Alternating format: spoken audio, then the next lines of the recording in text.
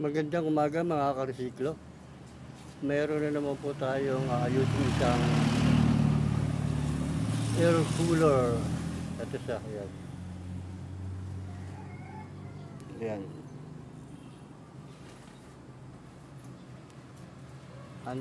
Ang tatak niya, ayan. Tech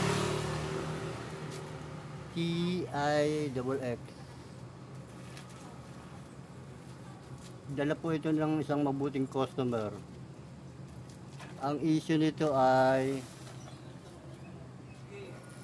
ayaw magano ng pump, ayaw lumabas dito ng tubig, pero okay naman siya, maandar naman siya. So, subukan natin. Tingnan natin kung umaandar.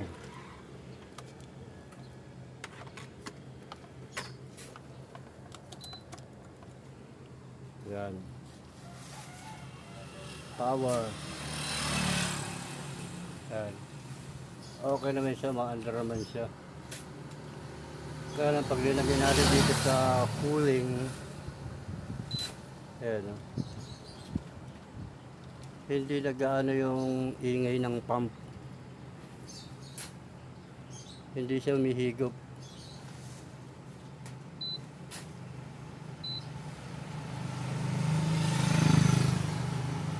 Okay. Malakas naman siya.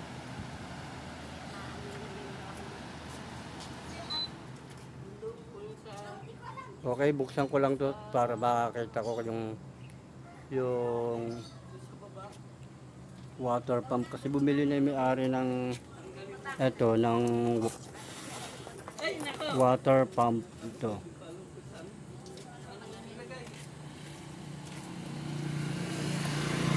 Kakabit na lang natin. Okay.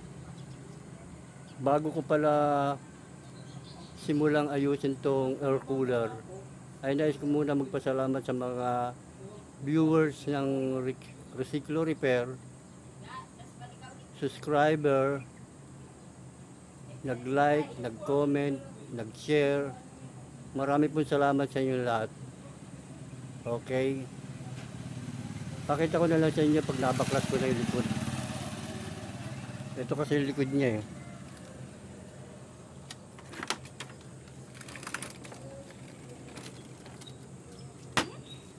Yan siya.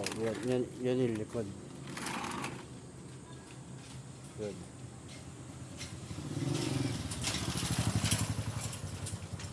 GD800R. Yung model niya. Model number.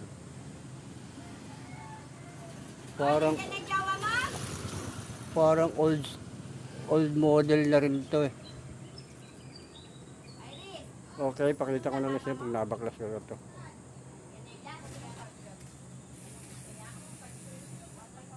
Ito mga karesiklo, nabuksan ko na yung air cooler. Tapos ito yung harap. Ito yung harap niya. Tapos ito yung likod niya. Sobrang nipis na ng air cooler ngayon. Yan. Yan siya. Ito yung pump. Itong pump na to ay hindi na umaandar. Kaya gagawin dito ay papalitan natin ng bago para isubok natin dun. Okay. Pakita ko na lang sa inyo pag napalitan ko na to ng pump. Ito yung papalit natin na pump. Ito, bago. Ito.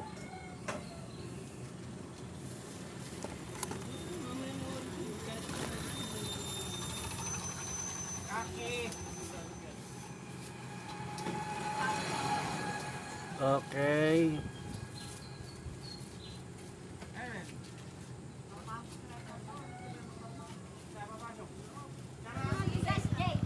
Ito mga karesiklo, tatanggal ko na rin yung board. Yan. Tapos Naputol ko na yung connection ng pump. Ito siya.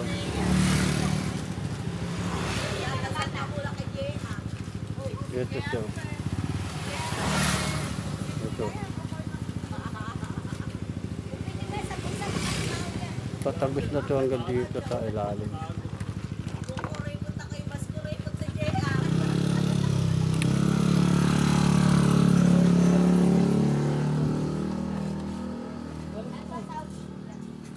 Ito siya.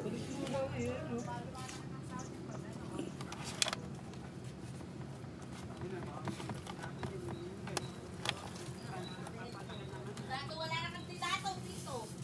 Nahihimik ka na sa kandidato.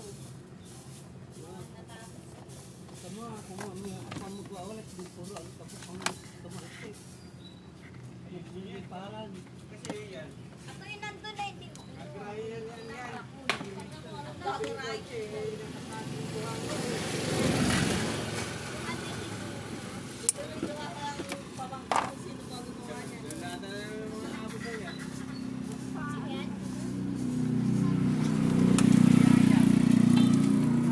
Ito mga karasmi. Ito yung dati niya. Dati niyang pump. Tapos ito kakabit natin na bago. Hindi ako bibili ng kotse. Hindi ako sanay mag-kotse. Okay. Kabit ko lang, pakita ko na lang sa inyo.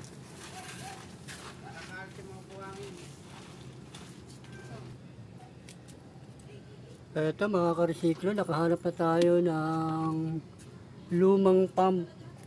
Kasi yung mga na-order na pump, puro ayaw magsiandar. Ito.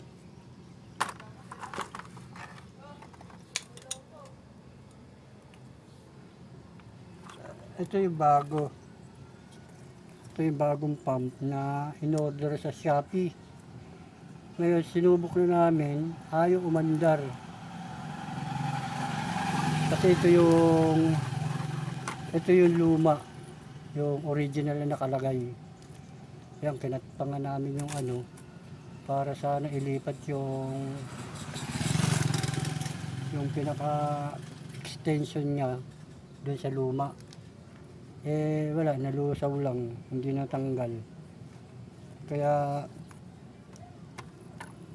naghanap na lang kami ron para maipasok tong hose na to dito. Buti nakita ko yung original niyang lagayan. Sinubok namin tong bago, hindi talaga umandar eh. Kahit rekta na siyang 220, nag-ano siya, umaandar siya, kaya lang napakahina, hindi niya kayang i-adjust. Kaya nagbaklas pa kami, inulit. Tapos ito, yan, naka-layout na siya. Tapos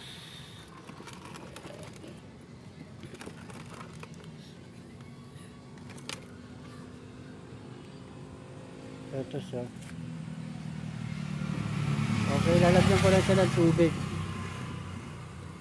para mag-testing. Okay.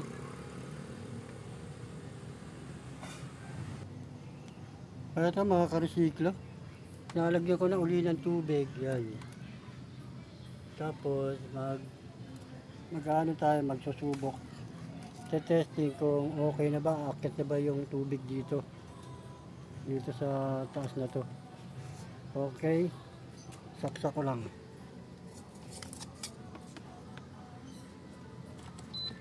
Yun na siya, tumunog na siya.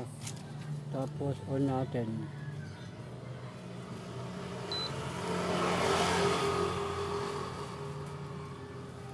Yan, umandar na yung electric fan. Yan. Ngayon, mag-cooling tayo. Cooling.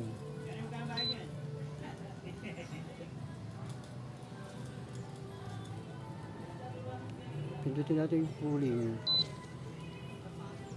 Ayun, oh, ang bilis, oh.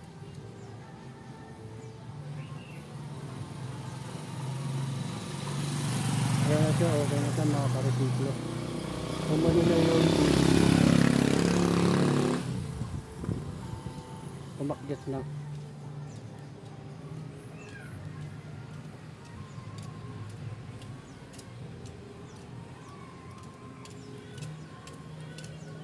Papalitan din namin ito ng capacitor kasi napakahina na ng ano. Mahina na yung 1.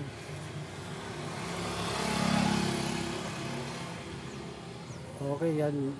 Importante, nasa tumulo na. Yan. Okay, patayin ko na. Papalitan ko lang siya ng ano, ng capacitor, tapos sasara ko, tapos magpa-final testing na tayo. Okay, pakita ko na lang ulit sa inyo. Ito kasi papalitan natin yung capacitor. Itong capacitor to, papalitan natin. Pakita ko na lang sa inyo pag napalitan ko na ng capacitor. Ito mga karesiklo, napalitan ko na siya ng capacitor ito. Ito yung dati niya. Ito.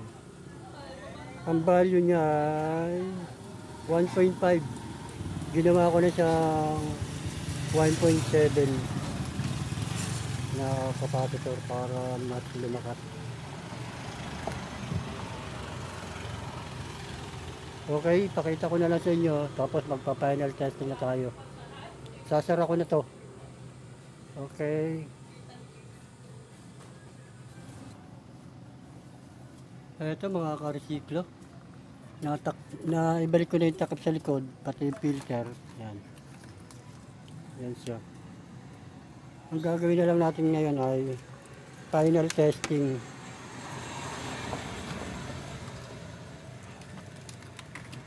Okay na sa harap. Kabit ko na.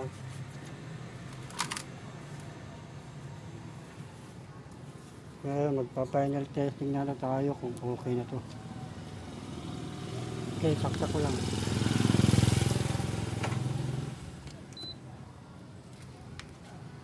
Power. 1.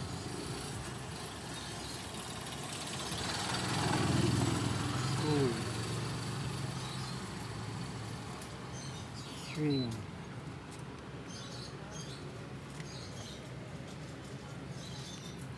Yan, ang lakas ng tubig eh.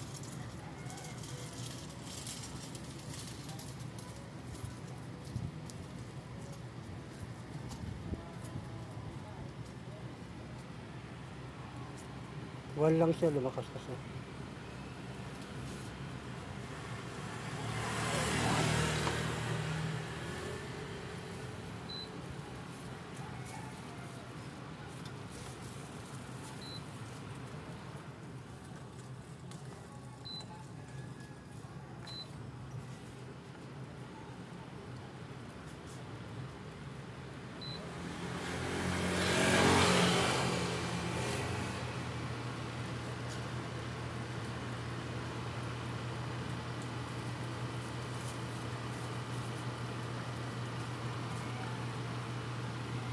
Okay mga karesiklo, success din na siya.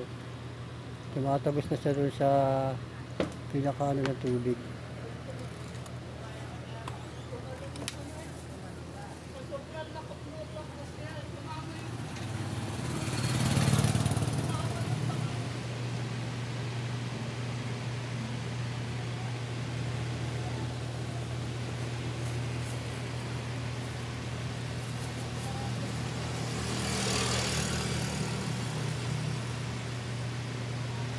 Okay mga karesiklo, ay natapos na naman tayo isang paggawa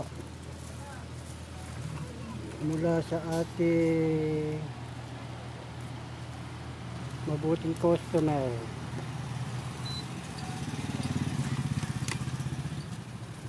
Ang issue nito nung dinala ay ayaw mag-pump ng tubig para lumamig yung buga ng hangin. Ngayon, umorder sa Lazada ng pump. Eto. bumili ng bago. Nung sinubok namin, hindi rin na maandar, mahina. Hindi kaya mag-pump ng tubig. Buti na lang, mayroon ako naka-stock na pump. Yun na lang ang kinabit namin dito kasi mababang ano lang siya eh. 5 watts lang. Ang linagay ko ngayon ay 7 watts. Kaya nasayang lang. Ang mahal pa naman ito, 400.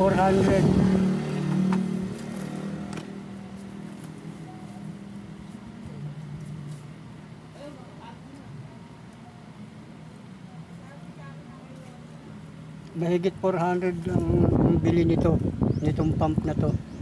Tapos hindi rin gumana. Hindi na siya maisusoli kasi naputol na namin. Naputol na yung wire to. Kaya sayang na 400 plus. Hindi umandar. Kaya to, dalawa siya. So, dalawa yun. Ito yung original na i-recover ko sana. Kaya lang hindi na talaga siya ma-recover kasi ma-under siya, kaya lang mahina siya mag-pump. Hindi niya kayang iakyat yung tubig kasi mataba yung hose. Okay. Ito naging suspect. Kaya ngayon okay na siya. Lagano na yung tubig. Kaya pwede niya na itong lagyan ng yelo. Ayan.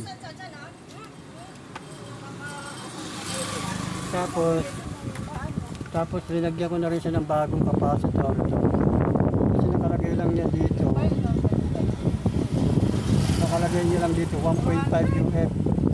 Ginawa ko siya 1.7. Okay? Ito. Okay na siya.